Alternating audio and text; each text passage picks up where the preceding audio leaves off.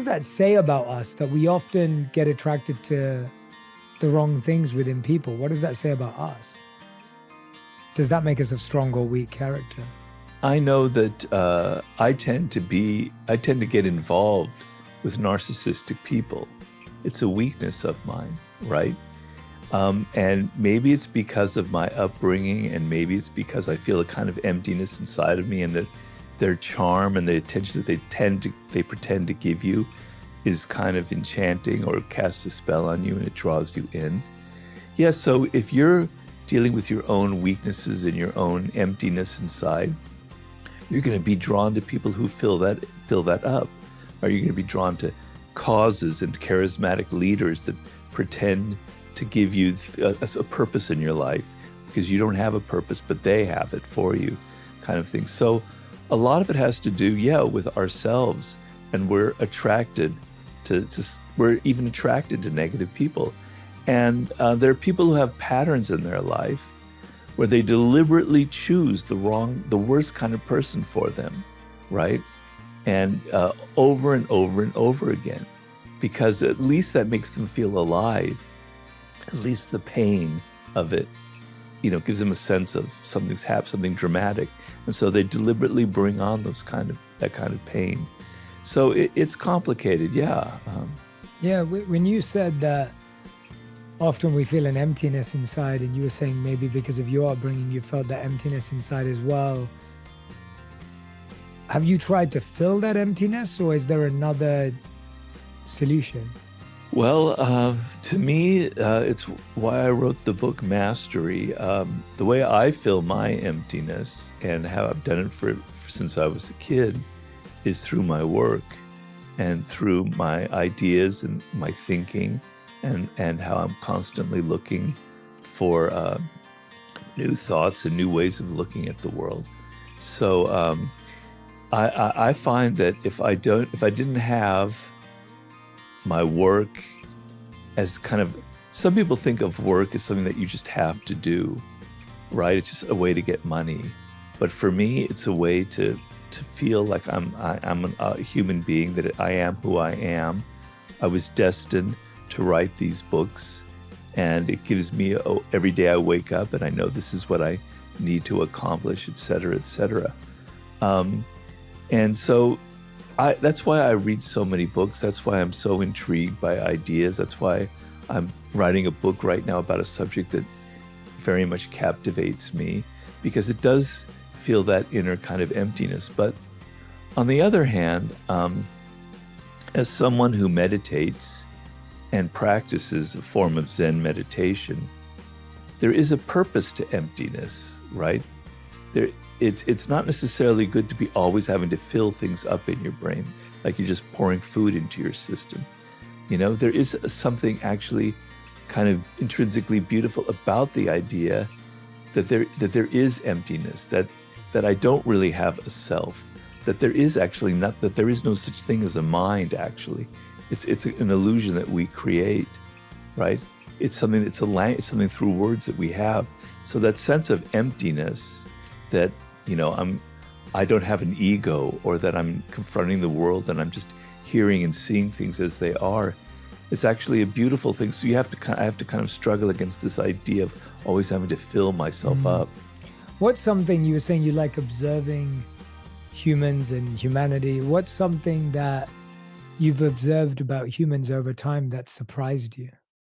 Well, nothing really surprises me, because I read a lot of history, and I see that things just keep repeating over and over and over again. I know, though, since I had my stroke, and since I'm physically weak and there are things I can't do anymore, I've actually noticed that people respond to me differently, and it's actually very positive. So sometimes I can be very negative about people. That's kind of my inclination. That's how my mind tends to work, which is not necessarily a good thing. We all have these attitudes that make us look at the world a certain way.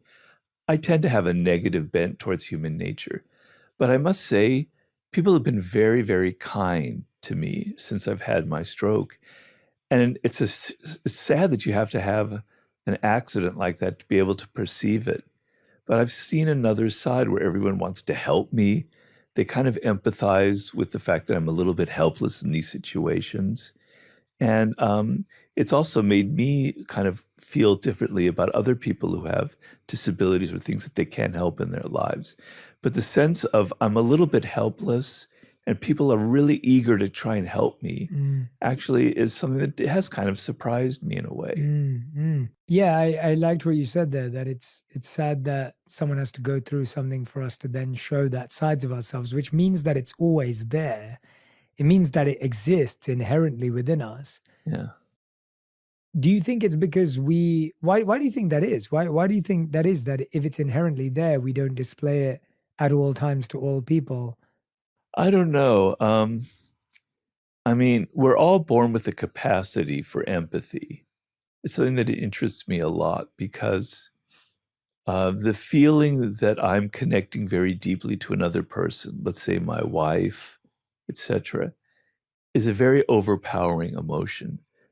Gets me out of myself, and I'm seeing the world through her eyes, as opposed to me always projecting myself onto her. It's a very moving experience. And sometimes you go to a movie and you find yourself getting inside the characters, you're getting outside of yourself, and you're feeling this empathy for them, you're identifying with them. These are all very powerful emotions, right? And we all have the capacity for that.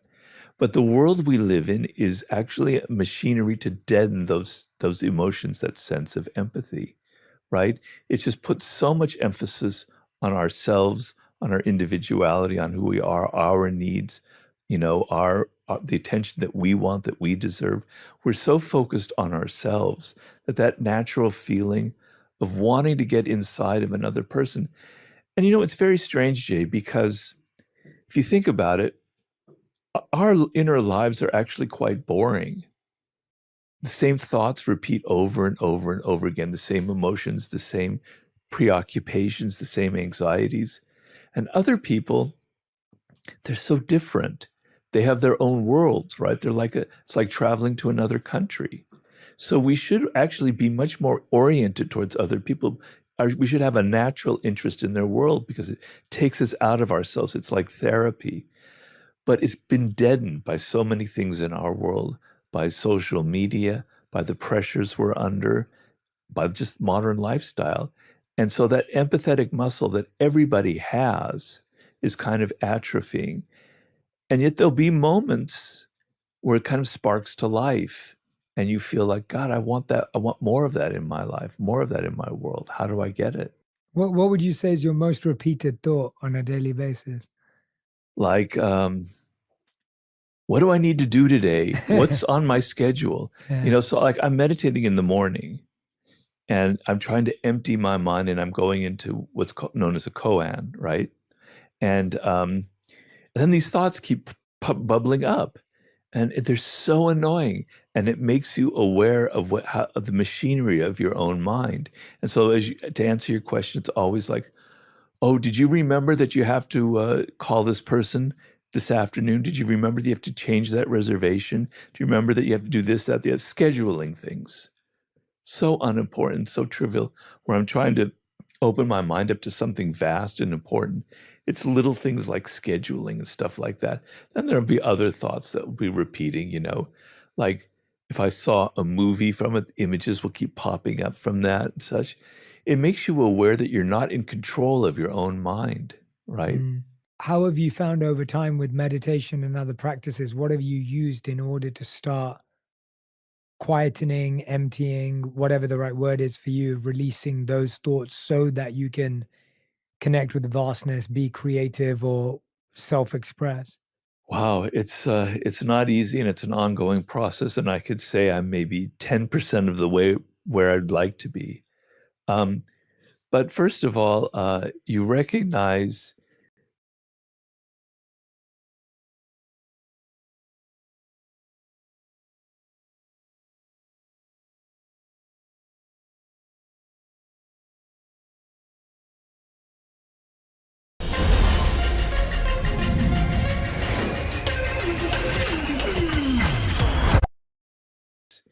you go through a thing where a thought pops up and it's like why am I thinking about that? I don't like it. You realize that it's just a thought. And what is a thought? Now I know we're getting really weird and metaphysical I here, like it. but it's not real. It's a phantom, right? It has no reality. Reality is your body, the present moment, the birds outside, the sky, where you are sitting, the fact that you're alive, that your blood is pumping. These are real. But that thought in your mind is a shadow. It's a phantom. It doesn't exist. It has no reality. And so I go through this process where don't engage with it. And it's really weird because then my mind plays tricks on me and it pulls up a thought that's definitely going to engage me, right? Because it wants that. It's like a sugar rush. And so I go, okay, no, I'm not going to engage with it. And it made me realize as I went through that process that this is what social media is based on. Social media has mirrored the human brain on a large scale. We have thoughts that are designed to grab our emotions and make us think about them repetitively over and over again, compulsively, right? And there's probably a purpose behind that. But social media is actually a genius at that, at putting up things up there. They're going to engage our emotions, so we have to pay attention. So I always try and every time that happens, I withdraw and I say, it's just a thought. It's not real. It's not who I am. This is a very important part of meditation. Your thoughts are not who you are. They're a separate part of yourself. You are something different from your own thoughts. I don't know if that means anything to you. It does, definitely. And while we are not our thoughts and we are not our mind, our thoughts become our reality. Yeah, We find that a repetitive thought turns into a habit, that turns into a pattern, that turns into an action, becomes our reality. For example, I am a unorganized, lazy individual, usually translates into, oh, I forgot to send that. It didn't happen, because now it's a belief that's built up. And so it's so fascinating that something that's so not real becomes so real. And I've been really into seeing how thought editing is so useful as an activity and an exercise, because I've found so many of my thoughts become my beliefs that become my life. And I think a lot of people don't realize, because they don't realize that their thoughts are like clothes that you can change. We do believe that our thoughts are real and our reality, right, and whatever we're hearing in our head is exactly what is. And right, we don't realize that, oh, it's like looking in your wardrobe and saying, I don't like the color green anymore, I'm going to change it for blue. right. It's as simple as that. Well, there was a something I read recently in one of the Buddhist books that I like to read that said our minds are basically topsy-turvy. They're upside down.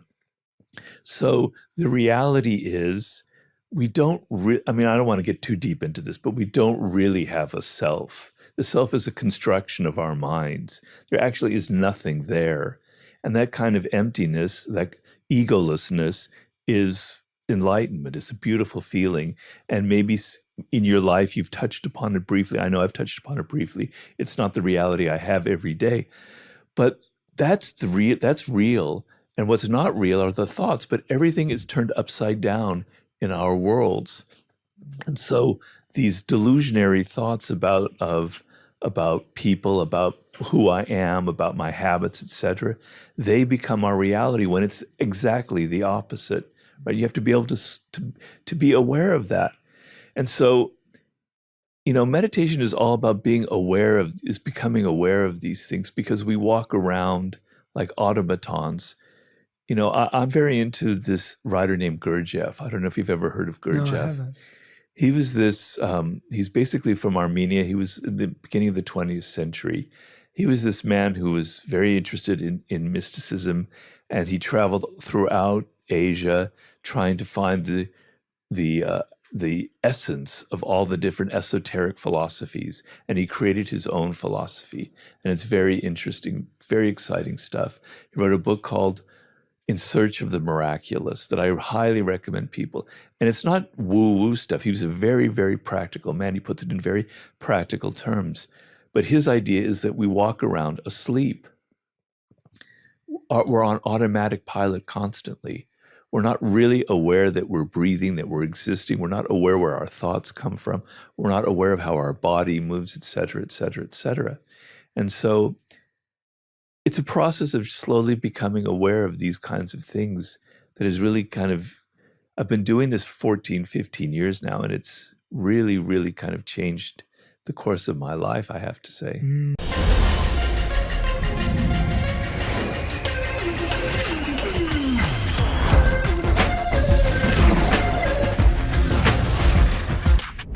Introducing Motorola Edge 70 Max. Max every move. I have to say. Yeah, I love that. And I can't wait to read that book now. And I couldn't agree more. I feel we're so disconnected from our mind and body that we constantly believe that someone outside of ourself has the answer for how we feel. And while that may be true when you're seeing a doctor or a dentist or something of that professional nature, we don't really know how our body's been feeling for weeks or months until it crashes. And then we realize that we haven't paid enough attention to X or Y or Z, or a relationship in the same way has to end in order for us to realize that it had lost investment and energy or whatever it may be. And we're so far away from the self, or at least this version of the self, that yeah, we're not really aware. I love what you just said about the idea of how conscious are we of the fact that we're breathing, we're here, we're present, we're together, versus how much are we living up here. Yeah. And it's really interesting, isn't it? Because there's almost two realities that we're always dealing. And if we're getting too heady, I'm happy to move away from it. But it's almost like I've been thinking a lot about how, in one sense, what's out here is real, and in one sense, what here isn't. And at the same time, actually, what's going on here is the real, because it defines how I interact with everything else. And it can help me be a better filter, a better chooser, selector of the people I'm around and the places I visit. So you say you have to kind of use the mind to be able to become present. It's a process. I would say I'm alluding to that in discovery, not in pushing it, if that makes sense. Yeah, it makes sense to me. Yeah, I agree with that. Definitely. Yeah. I've been reflecting a lot recently about how most of what's happening is in the invisible world, and that. That's very interesting. Tell me more about that. So I was thinking that in one sense you have reality externally, the visible world, but how I make sense of that visible world is all in the invisible space. And ultimately, how I make sense of it is the reality that I experience, regardless of what's happening around me, which is why we realize that people we all are telling ourselves stories and narratives all day long, but how we're processing what we're experiencing is our reality, as opposed to the event or what someone said or social media, as you gave an example. Like, I can either sit here and say, like, I know that when I wake up in the morning and I start scrolling on social media, my mind is now moving 10 times, 100 times faster than if I don't do that. And I know that brushing my teeth and showering is a much more peaceful process if I haven't looked at my phone than if I do. Right. And so that choice is being made in the invisible world. And the visible world is simply something I'm interacting with and taking from or being affected by. Well, so we mostly live in amid things that are invisible. Yes. Right? Symbols, etc. Yes. Language is a symbol. It's not reality. And so things like government and social behavior, they're rules and codes that we abide by, but they're not visible. They're invisible, Yes. right? Yeah, definitely. And we're not aware of that. And so we're trying to raise our awareness of the invisible world. I'm always trying to raise my awareness of, why do I process this way? Where does this come from? Where's this idea taking root? That's it's a very interesting process to go through. Yeah, it's hard. It's like, it's not clear. It's not like here's the step-by-step process. It's just something I've been engaging with a lot. Yeah. Yeah. I like to try and go through a thing where I question all of my beliefs and things of where does that come from? Why do I believe that? Why has that become something that's so hardened into my brain? I believe that about myself and who I am, about other people, I continually try to challenge it and look at what might be the source of it, and then maybe say, it could be the opposite, right? And actually, it can lead to a lot of problems because it's like my mind is always swimming and I'm never really think anything is certain. I'm always, saying the opposite side of it. But I think in the end, it's a very healthy process. How do you, I love where we're going, because it kind of comes back to your same point your earlier point about how someone of strong character knows how to take criticism, which means they know how to deal with the opposite of what they think or feel. And so this idea that you're sharing now, that it's healthy to be able to question, to evaluate, to assess our beliefs and values. But like you said, it's one of the hardest things to do because you get into a space of uncertainty, you question your identity, you lose a sense of direction. How do we question ourselves without losing ourselves and actually realize that that is the process of discovering and building ourselves? Like who really are you in the end? What constitutes you, the essence of you? What were you meant to accomplish in this world, right? Your sense of purpose, to use the title of your show. What is it that makes you an individual, makes you unique, that you alone are meant to accomplish in life? Well, it's not given. We don't know it.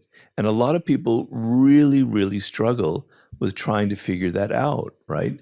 Because they've been programmed by their parents, by their siblings, by the culture, by their teachers to say, this is who you are. This is what you should believe in. This is what you were meant to accomplish in life. This is what's cool and what's not cool. Okay? And so you have to question yourself. You have to say, is this really who I am? Am I really interested in this subject? Am I really interested in this kind of person, in getting in a relationship with this kind of person? And so question yourself on that level. You're getting at a deeper and deeper core of maybe who you are at essence. You're cutting away all of the social stuff that has been foisted upon you, that it has nothing to do with you, right? So in some ways, you're kind of a mystery to yourself and you're sort of trying to solve that puzzle. And you have to ask these questions. Is this something I'm actually really interested in? Is this an intrinsically important thing to me? Or is it something that's in the culture or something that other people have told me? And questioning that over and over and over again is not to lead you into this abyss where there's nothing real. It's to get you closer to who you are, to what really matters, to what that essence of you is, to what you were meant to accomplish in life. And once you reach that inner kind of gold, then you have a degree of certainty. Mm-hmm. So I knew from a very young age that I wanted to be a writer, right? I had a struggle to figure out what kind of writing I wanted.